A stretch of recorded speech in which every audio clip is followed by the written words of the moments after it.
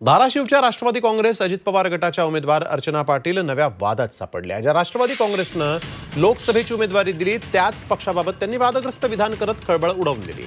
बार्शीत राष्ट्रवादीचे वर्चस्व वाढवणार का असा प्रश्न अर्चना पाटील यांना पत्रकारांनी विचारला होता। तेव्हा मी कशाला राष्ट्रवादी वाढवू, माझा नवरा स्वतः भाजपचा आमदार आहे असं विधान अर्चना पाटील यांनी केलं।